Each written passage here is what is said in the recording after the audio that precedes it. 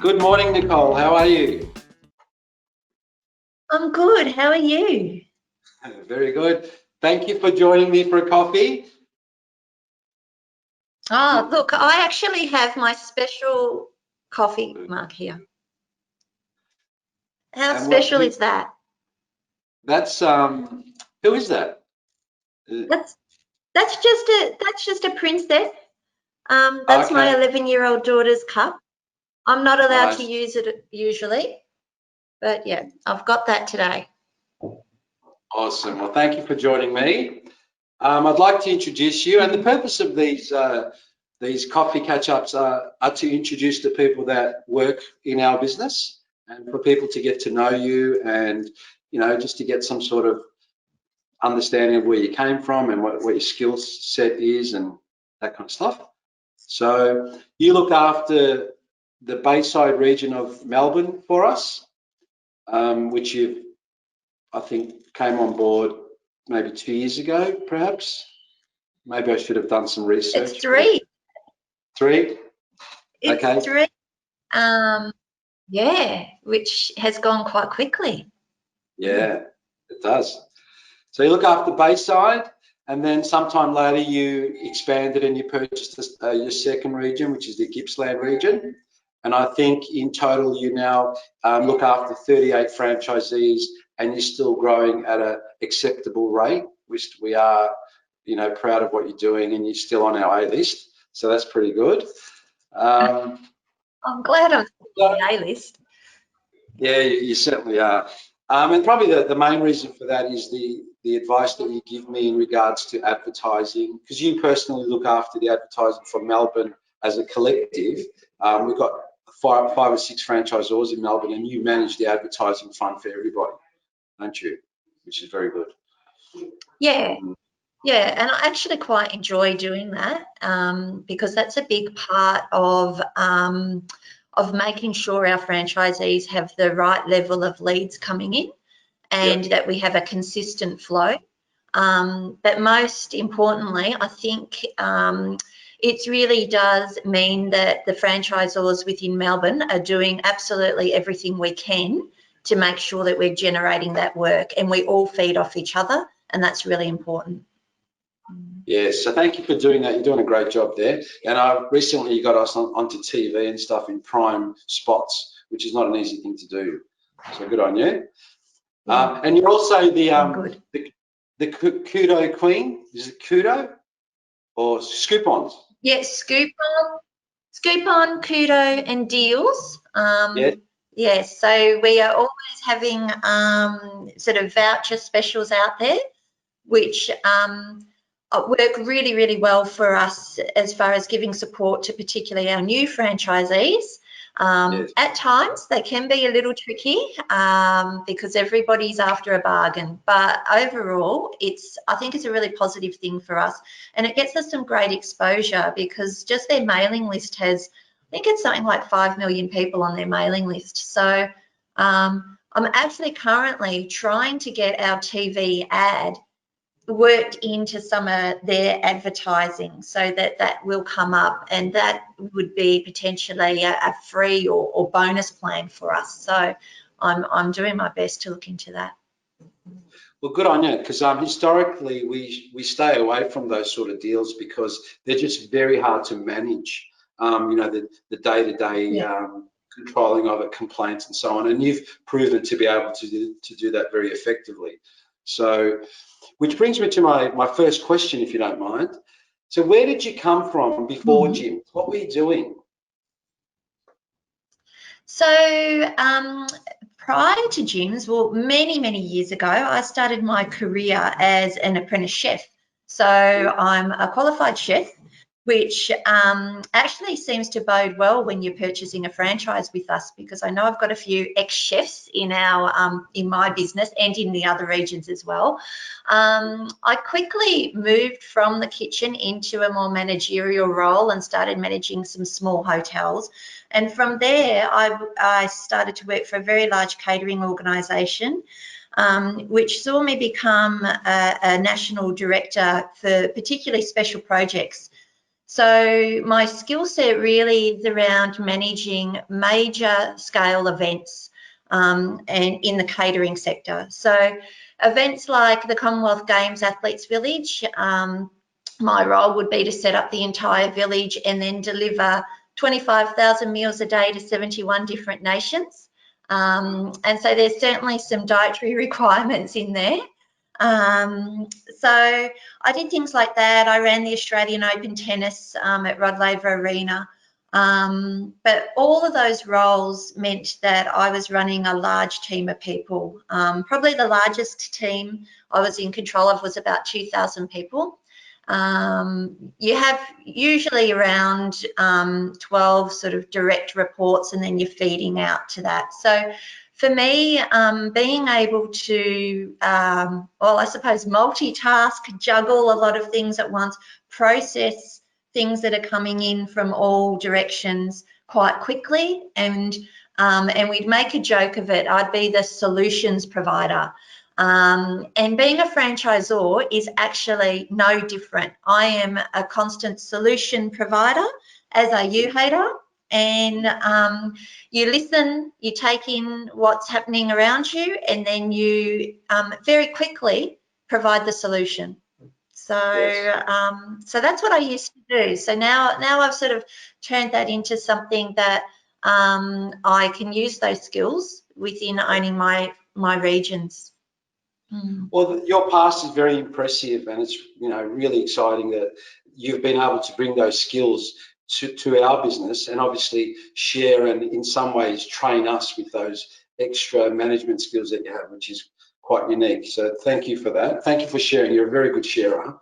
But on the same token, that's okay. The gyms business is a little bit backwards to what you've just explained. It's kind of unique in the world, and I mean, as people get to listen to our story, they'll understand it's very backwards. But you've proven to be very adaptive to that, and you've picked up things very quickly. And I'm just wondering, do we give credit to your husband David for that? Because he's involved in your business as well, obviously, and he's pretty switched on and successful and all those things. So is it him that's the brains behind everything, or is it you? I'm not sure. Sorry. Oh, okay. Well, thank you for that question. Look, David is a really switched on guy, and in fact, when I do some training at our national training office, where as you know, to own a franchise, you have to go and do that 5-day training course. I spend about 5 hours in the training room, and a big part of what I present and a big part of what I talk about relates back to David's business and some of the decisions and key things he did in his business, which made his gym's business very successful. So there's no doubt he's been an influence in the region, but I would say that, well, like everything in our life and our marriage, we're a pretty good team. So I've definitely added the managerial background where there's structure and process. He's come up with some, I suppose, innovative ideas. There are some things that he's done in his business that other franchisees hadn't tried, but he went out and did that. And that was through a lot of discussion with me on how to get the process right.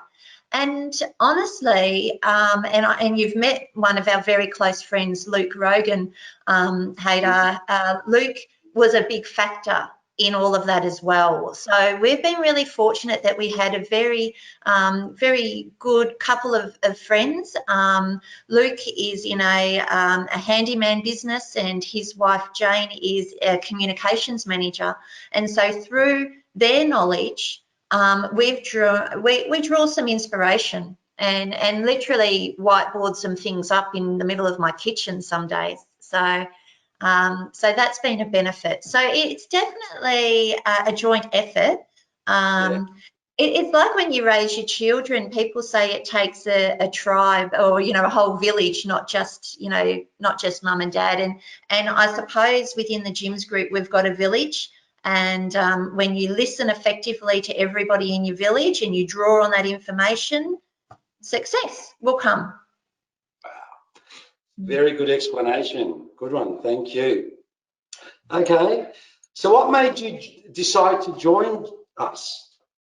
Well, the key reason is that while I quite enjoy being a franchisor and I quite like working in business, if I'm really completely honest with you, the reason it was simply my children.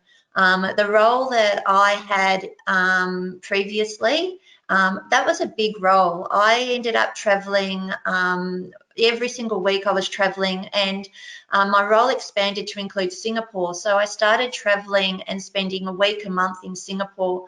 And at the time, I had reasonably young-ish children, and I just felt that they were really missing out on their mum.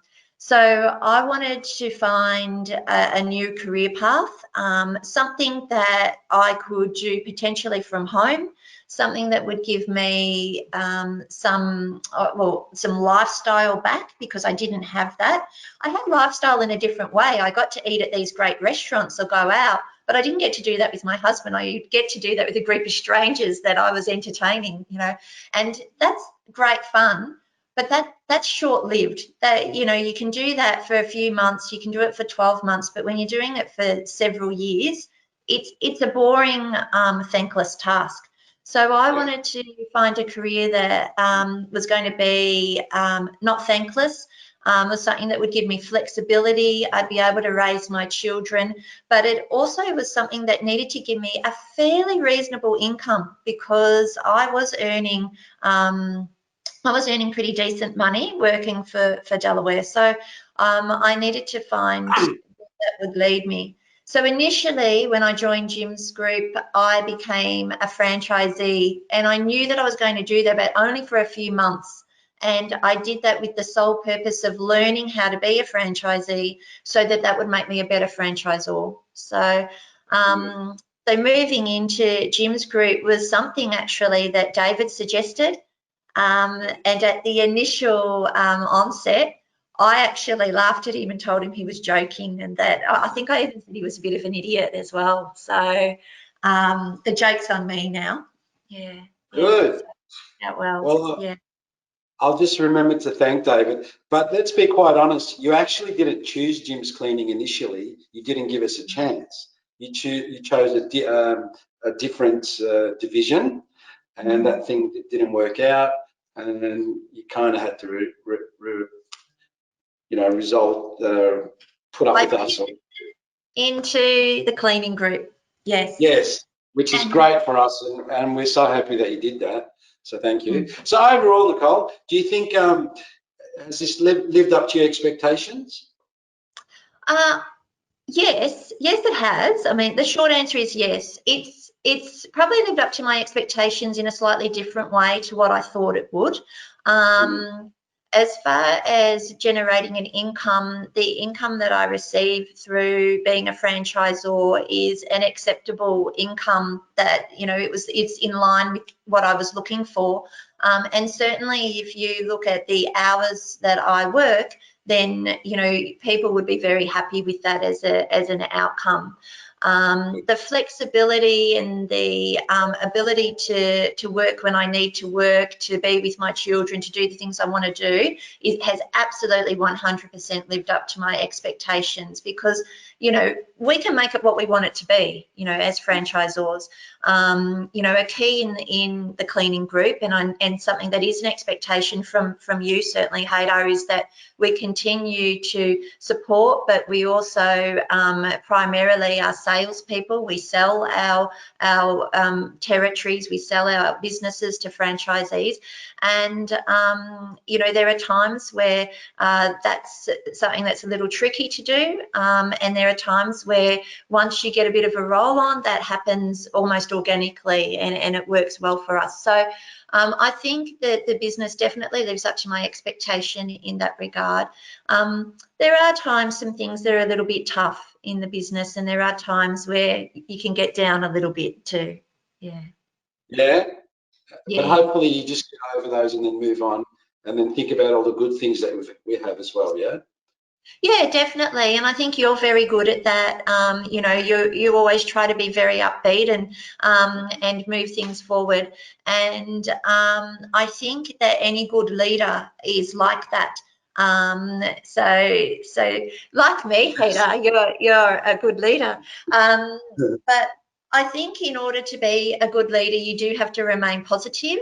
And, you know, I must admit, there are times where I have conversations with my franchisees where I've put nothing but a positive spin on things, but they still walk away and they may at times feel a bit negative. And that is a challenge in our role because there is only so much positivity you can ooze out there. So we do need to work closely to keep everything moving forward and have some great forward momentum and traction. And that is a big part of our advertising technique as well, our planning. And like planning is so important.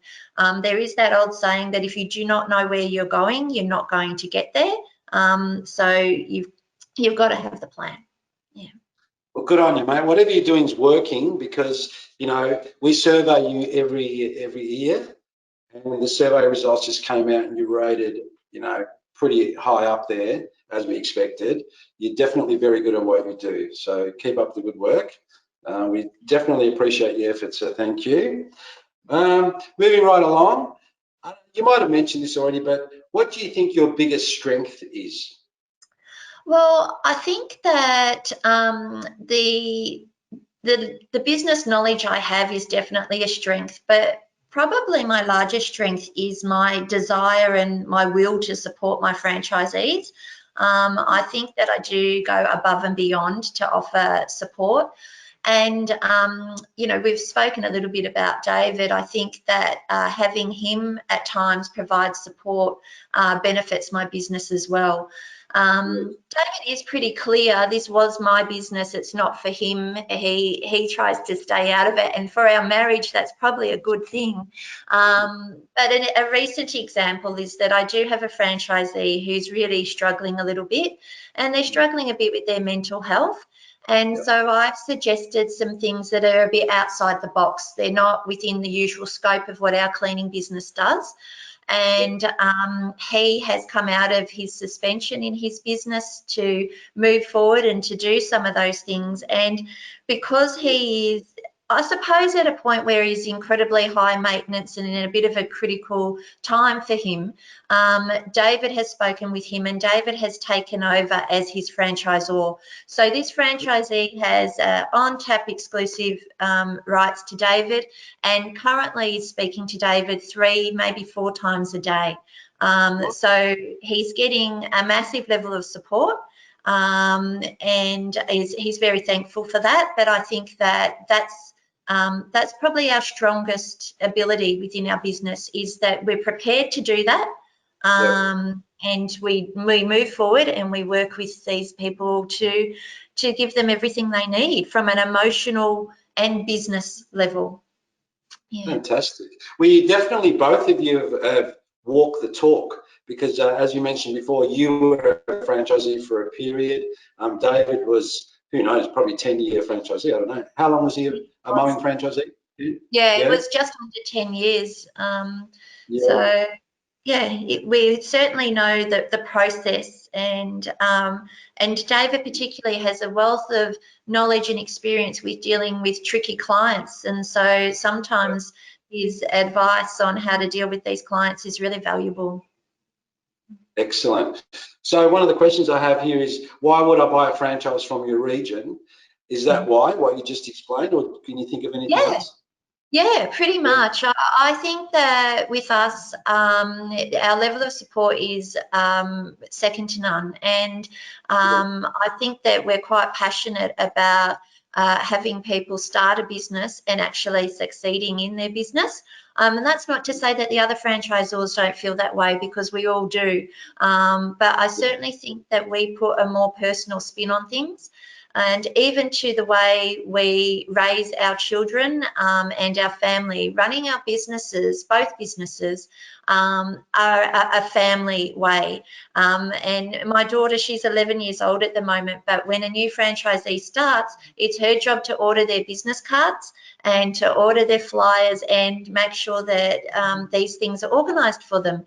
And I remember, and she probably was only 10 at the time, I remember tucking her into bed one night and her saying, wait, I don't think Nathan's cards are coming. Did they get delivered? And it was quite funny because it was both a sad and happy moment of my life, because I was worried that my 10-year-old was too worried about business cards to be sleeping. But I was also really pleased that she was taking her job seriously, because that's part of supporting our franchisees. So it's definitely a family affair. Yeah. Very good. Do you pay Lulu for that? Oh, she gets a whopping $10. Awesome. And That's okay. she's her $50 range is, if I meet a franchisee who's coming over and they have young children, she gets $50 for babysitting the children so that we can have an uninterrupted discussion. So she might take a young child to the park, or they might go and sit in a corner and do Lego or something like that, but she'll take care of that. And at the end of it, I tell you, I've got to get that $50 out pretty quick.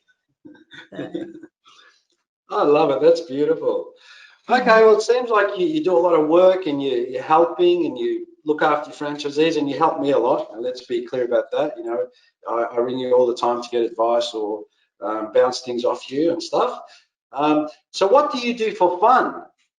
Well, I actually don't have any very specific hobbies, which actually David constantly complains about, because he thinks that if I have a hobby, I'll stop nagging him to do things around the house. But I still quite like cooking, and I like entertaining, and we are very much so known as the entertaining house.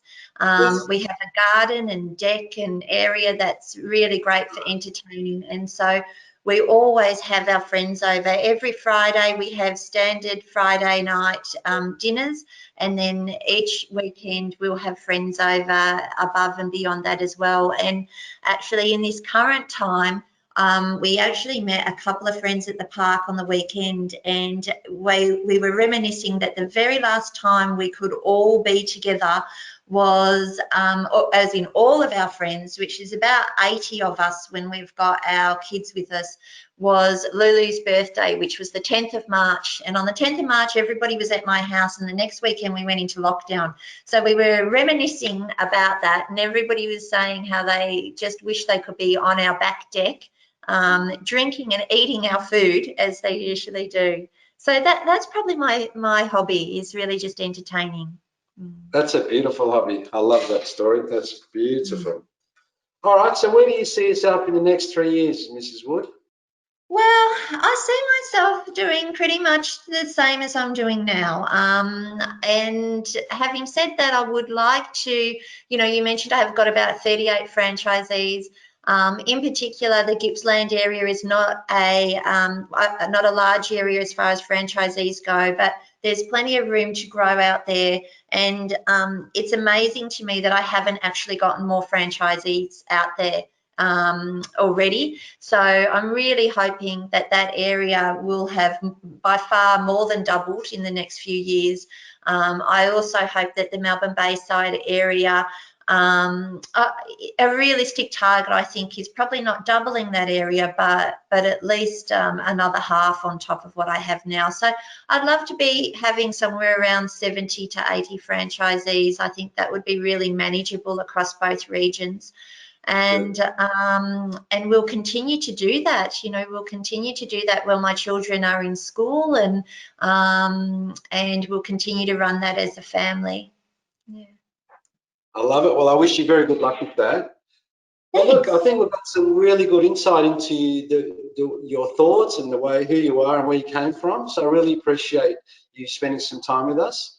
And hopefully we can have another coffee in the near future, and we can get to understand how you really do things, because like I said, you're one of our successful franchisors, and we really want to learn from you and in some ways copy what you do.